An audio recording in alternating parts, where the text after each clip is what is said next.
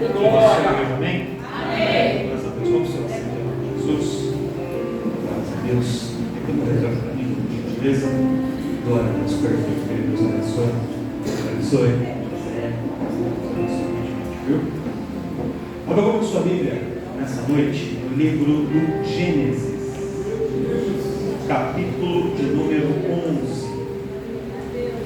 Se você ver que o irmão do seu lado não encontra o livro do Gênesis, você expulsa. Porque ele no final do fim aceitar Jesus. Se ele não achar Gênesis, meu irmão, se você não achar Gênesis, você faz de conta que achou para não passar vergonha. Você finge aí. Ele morre. Não é, pastor? É verdade. Livro do Gênesis, capítulo de número 11, a partir do versículo de número 25.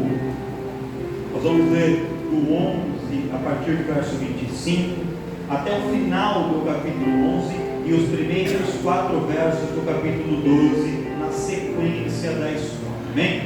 Livro do Gênesis, capítulo de número 11, diz assim a partir do verso 25: E viveu Naor depois que gerou a Tera 119 anos e gerou filhos e filhas. E viveu Tera 70 anos e gerou a Abrão, a Naor e a Arã. E estas são as gerações de Tera. Tera gerou a Abrão, a Naor e a Arã. E Arã gerou a Ló. E morreu Arã, estando seu pai Tera ainda vivo, na terra do seu nascimento, em Ur dos Caldeus. E tomaram Abrão e Naor mulheres para si. O nome da mulher de Abrão era Sarai, e o nome da mulher de Naor era Milca, filha de Arã, pai de Milca e pai de Isca. E Sarai foi estéril e não tinha filhos. E tomou Tera a Abrão seu filho, e a Ló, filho de Arã, filho de seu filho, e Sarai, sua nora, mulher de seu filho Abrão, e saiu com eles de Ur dos Caldeus, para ir à terra de Canaã. Repete comigo, Canaã. Canaã. Aí eu continuo. E vieram até Arã. Repita comigo, Arã. Arã. E habitaram ali.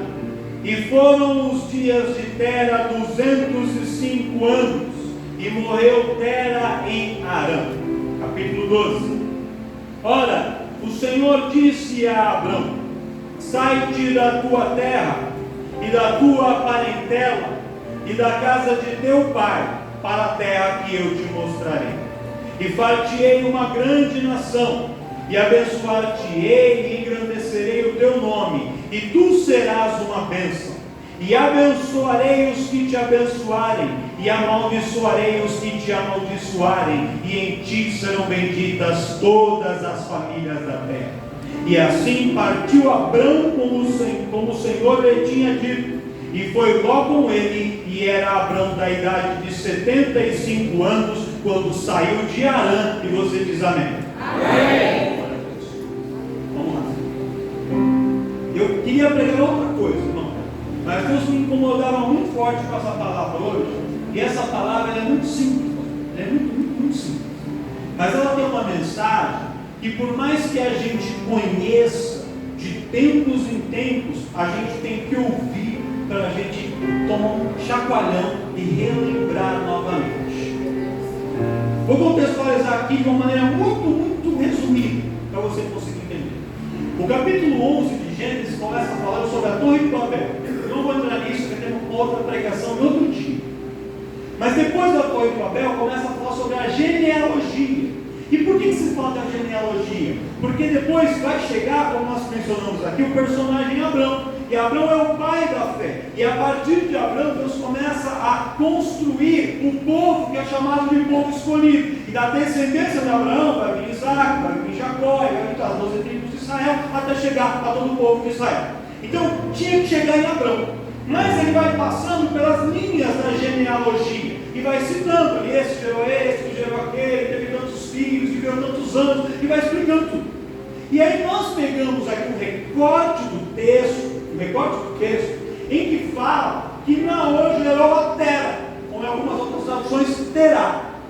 E esse Tera, ou Terá, provavelmente Tera mesmo é a tradução mais correta, ele tem um filho chamado Abrão, o seu filho mais velho. E depois que ele gera Abrão, ele gera mais outros dois filhos, um chamado Naor e o outro filho chamado Arã. Eram 3 filhos, o Abrão mais velho, o Naor o filho do meio e o Arão caçula. E o que acontece? Esse homem chamado Tera, que gerou esses 3 filhos, morava em Ur dos Caldeus. E lá eles moravam, constituíram a sua família, tinham a sua vida totalmente estabelecida naquele local. Só que uma fatalidade acontece. E fatalidades, problemas, lutas acontecem com todo mundo. Você consegue olhar para o irmão da sua direita, na esquerda e dizer assim: irmão, luta, todo mundo passa. Mas o problema, irmão, todo mundo tem. Está vendo assim, ó, não é só com você não, viu? E o problema desse homem, funcionário do céu, foi grave. Um problema muito sério. Qual foi o problema dele? O filho dele, o caçula, o Arã, morreu. Quando o filho caçula dele, o Arã, morre, este homem, o Tera, ele fica meio sem rumo, ele fica meio sem chão, ele fica desacorçoado, e ele fala assim: eu não quero mais ficar aqui. Todos os lugares em que eu vou aqui em Ur dos Caldeus me lembra o meu filho Arã. Ele brincava nessa pracinha aqui, ó. Ele estudava naquela escola ali. Ele gostava de comer na coxinha naquele restaurante ali. Olha, ele sempre brincava de bicicleta pela primeira vez, andando nessa rua aqui. Ele jogava bola com os amiguinhos ali. Tudo aqui me lembra meu filho Arã. E eu não consigo mais ficar aqui, porque as lembranças são muito doloridas. A dor da lembrança não me permite viver. E para poder começar a continuar a viver, eu vou ter que recomeçar em outro lugar. Aleluia. E o texto diz que ele, presta atenção nisso, ele era sozinho. Ninguém mandou ele sair. Ninguém mandou ele ir. Deus não falou com ele. Ele decidiu sair de Ur dos Caldeus e ir para outro lugar. E na sua escolha, ele olhando ali, eu imagino ele olhando o mapa e dizendo: nós vamos sair daqui e nós vamos para Canaã. Por quê? Porque Canaã era a terra mais fértil, era a terra mais rica, era a terra mais próspera, era o melhor lugar para se morar. A gente vai mudar, e vai mudar em grande estilo. A gente não vai mudar para um lugar pior, a gente vai mudar para um lugar melhor. Eu perdi meu filho, eu tive uma grande perda, só que agora a gente vai dar um upgrade na nossa vida. A nossa vida financeira vai ser melhor, a gente vai morar numa cidade mais bonita, onde tem mais shopping center, onde a vizinhança é melhor, onde tem mais parques, onde tem mais praias, onde tem tudo melhor. É para lá que eu vou levar minha família, é lá que eu vou morar, porque aqui a coisa está ruim, mas lá vai ficar tudo bem. E ele sai. Só que no caminho, no trajeto, veja bem, ele decide sair e ele sai. Ele tinha um destino planejado, ele tinha um plano, ele tinha um propósito que ele determinou. E ele vai. Só que quando ele está no meio do caminho, ele passa em uma cidade. E essa cidade se chamava Arã. O mesmo nome do seu filho que morreu. Aleluia! Glória a Jesus! Foi aqui que inventaram a palavra gatilho. Quem não fala de gatilho? Então a coisa é gatilho, é gatilho. Foi aqui que inventou. Ele estava indo, irmãos, decidindo a virar a página, a começar uma nova história. Quando ele chega lá para aquela cidade, onde que é? Que cidade que é essa aqui? Porque ele fala, o nome dessa cidade é Arã. Quando fala aquilo, entra no ouvido dele, desce no coração, todas aquelas lembranças, todas aquelas emoções, todos aqueles sentimentos, todas aquelas sensações, voltam tudo dentro de terra. E ela fala assim: não, me tiraram Arã lá atrás, mas eu vou recuperar e eu vou ficar em Arã agora. E ele decide se estabelecer em Arã. Aleluia! e fixa a sua residência, o seu domicílio, compra a casa, começa a trabalhar, coloca os seus filhos na escola e todo mundo, toda a família começa a morar em Harã. Só que uma coisa, o destino dele não era Harã, era Canaã. Aleluia! Mas por causa de um problema, por causa de um gatilho, ele parou no meio do... E Deus falava muito forte no meu coração, pastor. Tem muita gente que você sabe onde você tem que ir. Você sabe o que você tem que fazer. Você sabe onde você tem que chegar. Você sabe o caminho que você tem que percorrer. Mas por causa de algumas situações, você decidiu parar no meio do... E está parado, parada no meio do caminho. Meu Deus! Tera fica parado em Harã. Era para ele ter virado a página de Harã, mas ele não conseguiu. O inimigo sabe onde ele toca na minha e na sua vida para despertar sentimentos e sensações, para desviar o nosso olhar da promessa de Deus e colocar o nosso olhar nos problemas e nas coisas dessa terra. Deus! O inimigo sabe como ele trabalha, aonde ele toca, quem ele usa, que situação, que palavra, que música que toca, para poder ativar em você algumas sensações que fazem você esquecer do projeto que você tinha, do plano que você tinha, daquilo que você estava projetado para fazer você parar pelo meio do caminho. E tem muita gente aqui hoje que não está aonde você deveria estar. Você pode já ter avançado, você não está lá atrás, você já andou um pouco, você já caminhou um pouco, mas ainda não chegou onde Deus quer que você chegue, aonde você deveria estar, porque você parou pelo meio do caminho. E essa é a má notícia, mas tem uma boa notícia para você. A boa notícia é que Deus te trouxe aqui hoje para te dizer: se você entrou aqui parado no meio do caminho, Ele vai te tomar pela mão hoje, Ele vai te enviar uma palavra profética hoje, e você não vai continuar paralisado, paralisada, estacionado no meio do caminho. Cara, não é o seu lugar. Deus vai te tirar do meio do caminho e vai te dar força, vai te dar graça, vai te dar estratégia, e você vai chegar até o final, vai viver, vai cumprir, vai chegar, vai vencer.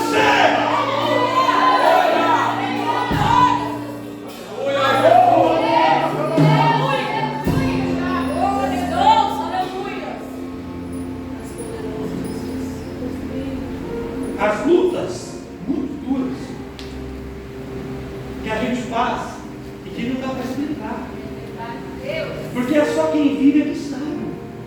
Você conta o seu problema para alguém, para outra pessoa que não está vivendo, para ele, não, mas isso aí é bobagem, isso é fácil, faz assim, fala assim, todo mundo tem uma receita, só que todo mundo tem uma receita para o problema dos outros, mas não consegue lidar com os seus próprios.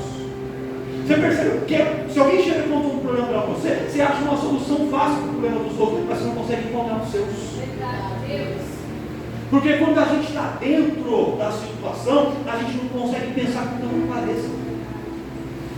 Para Tera chegar em Harã, disparou um gatilho dentro dele e falou: não posso sair daqui, deve ser um sinal dos deuses, é algo me dizendo que eu tenho que ficar aqui. E ele entendeu que ele tinha que ficar, mas ele não tinha. Era um engano, e ele fica lá, e ele mora lá, e mais, ele morre lá, no meio do... E aí o que acontece? Deus chama um moço, que nessa época já era um homem, e através da sua voz forte e poderosa, Deus fala com aquele homem e fala assim: Abrão, sai dessa terra,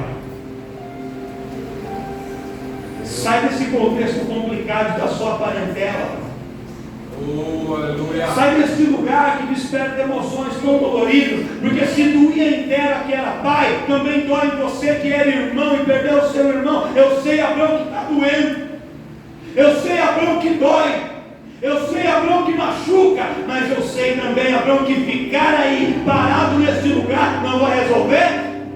Então, Abraão, se levanta, sai dessa terra, sai do meio da tua parentela e começa a andar, começa a marchar, começa a caminhar, porque o que eu tenho para você lá na frente é maior e é melhor do que aquilo que você viveu até hoje. Abraão, larga esse passado, sai de Arã, vira a página e começa a continua o caminho, começa a marchar por esse caminho que o seu pai começou a caminhar e o seu pai não teve força para continuar, mas através de você eu vou cumprir essa promessa da vida da sua família. Isso é o que você tem para dizer, irmãos. Que ele está levantando pessoas aqui para viver experiências sobrenaturais e talvez ninguém da sua família viveu até hoje.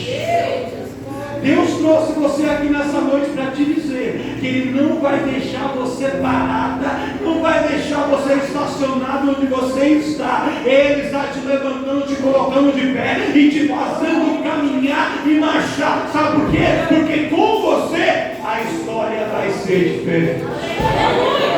Você consegue olhar para alguém, olha para alguém e diz assim: pode ser que na sua família até hoje muita coisa deu errado, mas com você, a partir de você, a história vai ser diferente. A história vai ser diferente. A história vai ser diferente.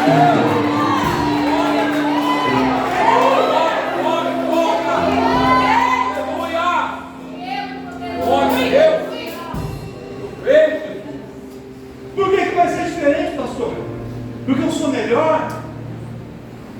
Porque aqui tem um segredo. Aleluia. Sabe por que Tera começou e não conseguiu chegar? Não é só por causa do problema, não é só por causa da dor, porque a dor que ele sentia podia ser maior, porque ele era pai, mas Abraão também tinha uma dor de irmão. Não era só a dor, a questão é que Tera fez o seu próprio plano. E foi na força do seu próprio braço, foi na força das suas próprias pernas, foi com o seu conhecimento. E Abraão, quando ele sai, ele não vai debaixo da sua própria vontade, ele vai debaixo da palavra e da promessa de Deus. Aleluia! E quando a gente anda, quando a gente marcha, quando a gente sai debaixo da promessa de Deus, a caminhada pode ser longa, pode ser difícil, vai ter dia que vai cair a energia, vai ter dia que vai faltar um monte de gente, vai ter dia que você está vindo no culto, começa a chover, você não consegue chegar, vai ter dia que não funciona alguma coisa, mas quando o Senhor está no negócio, você contorna a dificuldade, você chama a muralha, derruba o gigante, anda por cima do mar, dá um jeito aqui, dá um jeito ali, Deus dá força, Deus dá graça, Deus dá estratégia, e você chega, você conquista. Porque é Ele que nos faz conquistar o que a gente não consegue conquistar sozinho. Glória a Jesus. Glória a Deus. Falei que essa é a coisa. Presta atenção aqui, irmão. Olha para todo mundo. Eu não consigo olhar para vocês todos ao mesmo tempo. Mas vocês precisam olhar. Presta atenção. Se a gente achar, se a gente pensar que você sai da sua casa numa quinta-feira à noite, cansado do trabalho, da correria, de tanta coisa, uns deixaram família, outros vieram sem comer, e vem para cá, que você abre mão num domingo, quando todo mundo tira o dia para descansar, para começar a segunda-feira bem, e você vem para a igreja, para o culto, vai para o ensaio, e está aqui ensaiando, está tocando, está na intercessão, cuidando das crianças, preparando palavra, alinhando o som, deixa o filho no hospital, eu está na igreja, aqui cuidando do som da igreja, está aqui fazendo as coisas. Se você achar que você faz isso para o Senhor, e que a sua vida vai ser igual, vai ser normal, que a sorte é igual para todo mundo, se você achar que não tem nada de especial, eu vou dizer uma coisa, você está perdendo tempo aqui, porque não é igual. Eu quero te falar uma coisa, quando você toma uma decisão de andar com Deus, as suas escolhas não são mais naturais, aquilo que você conquista não é mais igual. Todo mundo entrega currículo, Deus tira o seu de baixo, coloca o seu em cima, e Ele abre a porta para que o nome dele seja glorificado. Todo mundo vai lá e vai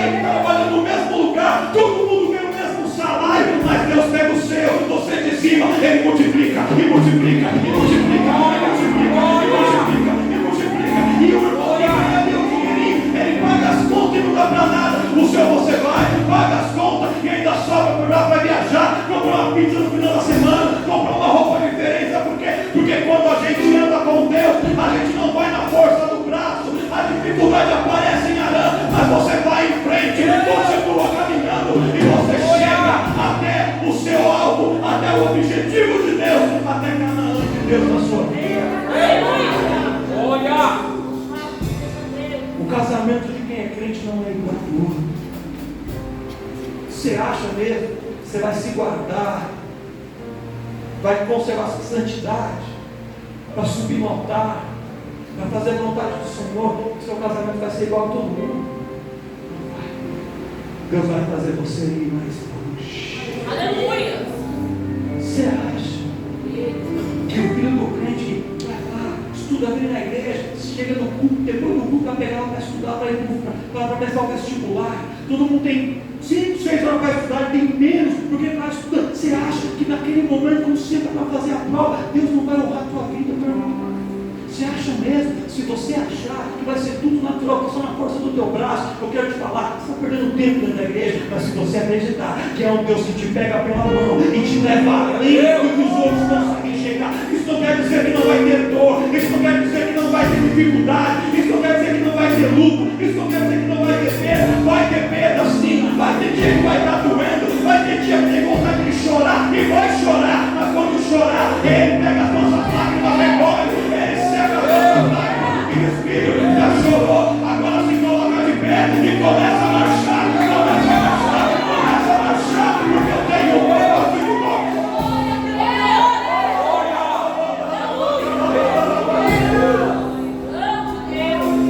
Se coloca de pé.